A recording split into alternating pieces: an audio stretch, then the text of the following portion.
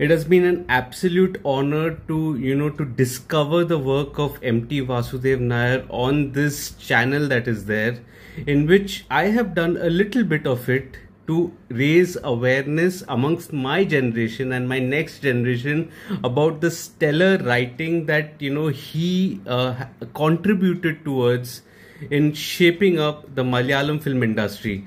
Hi guys, this is Farhad and welcome back to my channel Popcorn Reviews. If you're new to this channel, then please smash that subscribe button now, and as a video ritual, remember to like and comment on the video. Liking and commenting helps fuel the YouTube algorithm, and with that, let's get back to the review, but a little prelude before that. When there was an announcement of the new Anthology Malayalam series called Manorathangal, which were 9 anthology stories based on the writing by MT Vasudevan Nair, I was absolutely sold here. It also, the star cast was something to boast of. It had Kamal Hassan sir, it had Mohanlal, it had Mammootty, it had Farhad Fazil, it had Biju Menon, and there were a host of directors who were, there to adapt the work of MT Vasudevan Nair. Now, one thing that I actually was looking forward to is how are the modern, filmmakers, relatively modern filmmakers, going to, understand his work and convert it on celluloid. That was the exciting part. But when, there were reviews that were out, and the early reviews that were out, they weren't great. And it absolutely broke my heart because, I think what the mistake those reviewers had done was to binge watch this series. This series is not meant to be binge watched, which is why my video of it is coming on Sunday. Part 1 of the video is coming on Sunday. The series was out on Thursday, that was there, and it requires a certain level of introspection before you can actually even pen a review for it. It is not as if you actually are going to go full throttle and finish watching the series and absolutely dismisses it as being slow or being predictable. Slow and predictable is not a criticism. It cannot be a criticism with such generalized terms that are there. You need to dig deeper and see what it is trying to tell you. And that is the beauty of MT Vasudevan Nair that the current generation needs to understand. They really need to understand that in a plethora of thrillers and complicated dramas that are there, here there is some simplistic writing which, if you look deeper, it is so nuanced and it needs to be understood. Which is why I took a stand this time that there are 9 stories that I need to cover, and I'll be covering only 5 in this video, in this part 1 that is there, and the second part that will be there, I'll be covering the next 4 reviews of the next 4 films that are there as a part of experimentation. And if all goes well, if you shower all your love on this, I may go for a third part wherein I'll be ranking the the stories that are there according to how I felt. So ranking that is there, that it may or may not be as a part of the third video depending on how these 2 videos go. But I think it requires a certain amount of understanding that is there, which is why I'm dividing this into 2 so that the video doesn't get too long as well. So let's get straight to the review now. So the first film that was there, which is Olavam Thiravam, which starred Mohanlal. It was directed by Priyadarshan, and this story was a simple story of a boatman who falls in love with his late friend's sister until fate has other plans for it. Now, if you look at it from a very myopic point of view, it is a very simple story, and it will be predictable like most reviewers have said.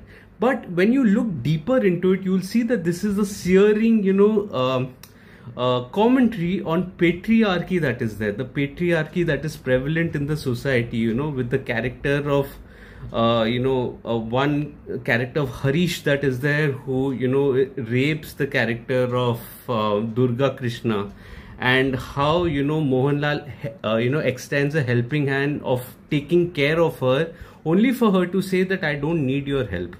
I don't need your help. I'm enough to, to take care of myself.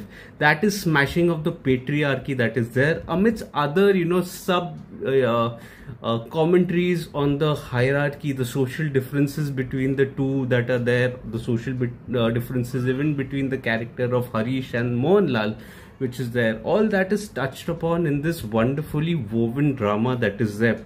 Now, to come to the technical aspects of this drama, it almost goes into the Schindler's List kind of a setup that is there, where it is shot in monochrome, but couple of images of the bangles that are there, they exude of a very red hue, a red color, and that is shown amongst the monochrome that is there. I think that was very wonderfully shot, and it ends also in such a way that it is an open ending, but you do get a fair idea of what the character's fate was. And I think she definitely either committed suicide or she was killed by the character of Mohanlal. So I think that was a negative end, not a negative end, but a very brave end that was there. And remember, it is set in the 1970s, and director Priyadarshan exactly takes that part of it and narrates it in such a way that the story is set in the 1970s in the first place. I think all performances, Mohanlal, Durga Krishna and Harish, I think all of them did a staggering job, wonderful job, and I quite enjoyed this shot. The second is Kadugga Nava, which is the name of a place in Sri Lanka. This one stars Mammootty and is directed by Ranjit. It is a story of a journalist who happens to visit Sri Lanka only to be on a trail of a woman called Leela, who he thinks is his stepsister. Now, I think one where the criticism is fair is that this story doesn't really get into the crux of the emotions that are there. I think when I say that criticism shouldn't be done, it does not mean that there should be no criticism at all. If there is criticism, you should definitely put your voice forward in a constructive manner.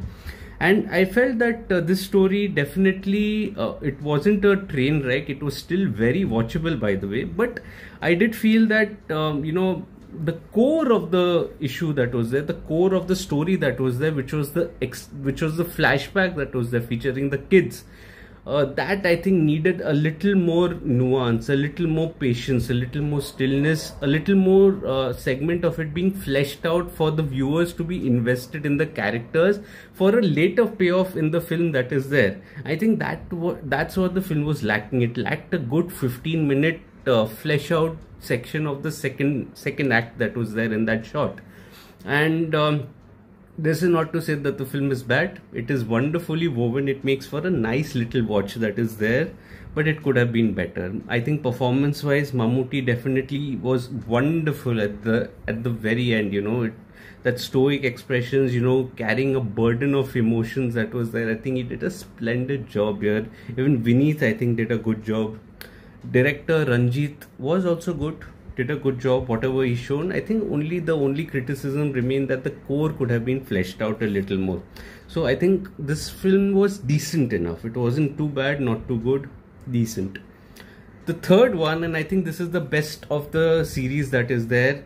If at all there's a starter pack that you need to show the current generation, it'll have to be Kadcha, which is starring Parvati. It is directed by Shyam Prasad.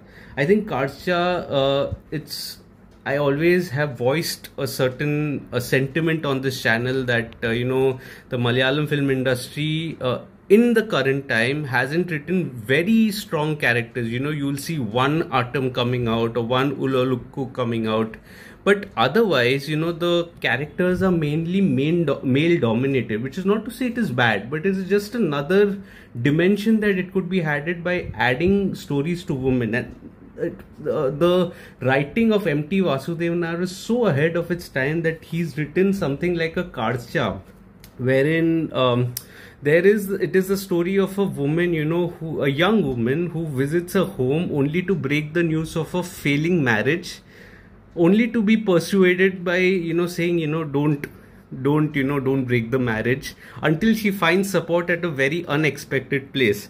And I think Karsha that is there, I think this has to be one of the films where I am of the opinion that women definitely need not take any nonsense from any man that is there, even if it is in their marriage, and they should have all the power to even walk out and break the marriage if, there is abuse or there's any kind of, problem that is there.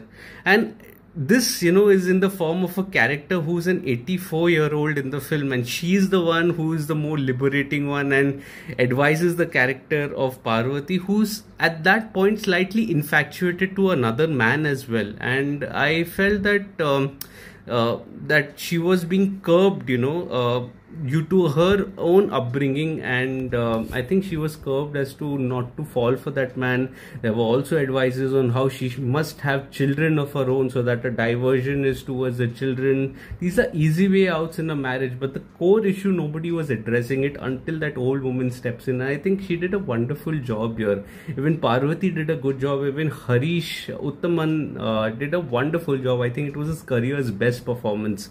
And this story holds relevancy even today. It's a wonderful shot. It's a brilliant shot, brilliantly shot by Shyam Prasad.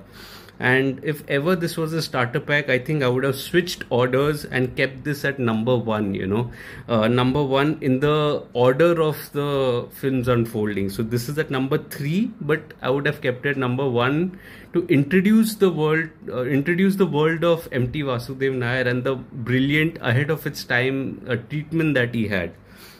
So Karsha, highly, highly recommended by me. Now quickly on to the 4th one, Shilalik Kitam, which stars Biju Menon. Now this is I think one of the more complex and layered storytelling which is there. A story of a man and a daughter who are pitted against each other following the body of a woman that they see near a brook. And the story here goes that, how, humans are losing their helpful touch, with the focus being on the countryside here. The countryside being an area where usually you would associate with people with helping natures and helping out each other. Here, though, it was not the case, wherein, everyone was, minding their business and not helping a woman who was still alive, by the way, at that point, near the brook, and only to arrange for the funeral once she was gone. And the perspective changes from the protagonist, who's from the city, does not want any problem. There's a little flashback that is also there about his relationship with the girl, and little commentary on how there's a caste divide between the two that was there at that point. But from the villagers' perspective also, who also are almost like vultures, waiting for their prey to die, before they can go and attack. And this is so relevant today, because even if we see if there's any accident on the road, first thing that the people do is record instead of helping. And I think that is ridiculous, by the way. And so this story holds a lot of relevance, and I think Priyadarshan, he does a wonderful job in depicting that last scene in which the bus goes. It was also symbolic of how people just walk off and mind their business without, helping each other out. And I think that is really sad. Biju Menon, I think he did a wonderful job, and it was a very brooding performance. I would have also loved to see either Mammootty or a Mohanlal in this act. I think he would have done a wonderful job as well. But nevertheless, Biju Menon also does a wonderful job, especially when he carries the guilt that his daughter helped her out, but he didn't do that. So I think that was a little guilt at the end that was then nicely showcased. I think it was a wonderful watch that was there. At number 5, and this is the final film in this video that is there, and a reminder that the part 2 will be in the following day. I'll be coming up with a video tomorrow. The next 4 that are there will be covered in that video. So Vilpana, number 5, Vilpana, I think it's a story of 2 strangers striking an unlikely friendship. I think the story here, according to me, did get the ambience right, did get the conversations right, but I think the limitation of this story was that it was restricted at only one setting that was there, and because it was one setting, the conversations also kind of got a little dragged. Although you do get to know a little bit of the characters and the traits that are there, one little flaw that was there here with the setup was that the conversations were slightly dragging, and after a point just going around in circles. Now, I did feel that if the overall length of this shot was a little contrived, it was in check probably, this would have had a greater impact given the ending that was there. I think the ending, I was absolutely floored by the ending, and it said a lot about the characters that are there also, especially the character of Madhu that was there. Even Asif Ali, who's providing a shoulder to her until the real husband steps in. I think that was a nice little dynamic that was caught at the end. If only the length of this tale was a little shortened, I would have felt that the impact of this tale would have been much higher.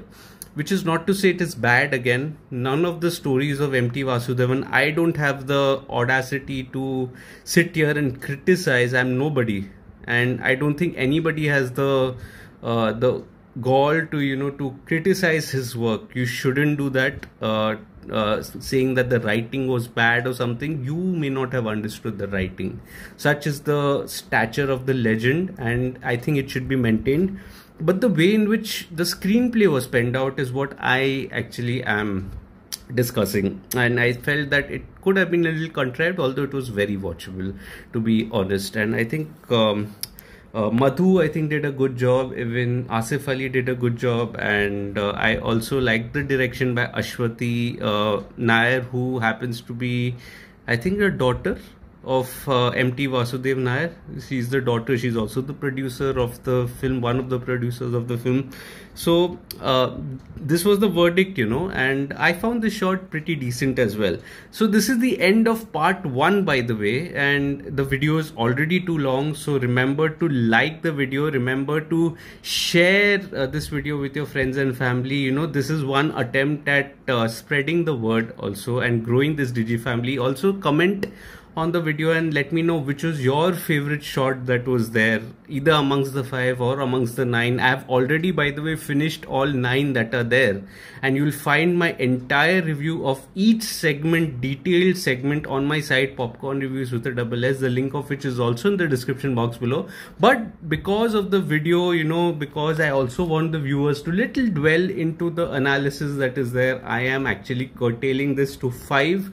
I'm breaking this into another 4, which will come out tomorrow. So the part 2 of this video will come out tomorrow, and if the response is good, I'll also go for ranking the films that are there. So let's see, it's up to you how much you want to push the reach of this video. But for that, you need to know that you need to like and comment. They fuel the YouTube algorithm. Also follow me on different social media platforms like Facebook, Instagram, Twitter, and Letterboxd. I do not end up making a video on everything that I watch, but I do write a lot. All information on my site and on my social media handles, all links are in the description box below. I'll see you again tomorrow with the part 2 of this wonderful anthology called Manorathangal, which is streaming on Z5. Till then, chime in your views on what you made of these shots, and I'll come with the next 4 tomorrow. So till then, take care of yourselves, and thank you so much for your love and support. Cheers.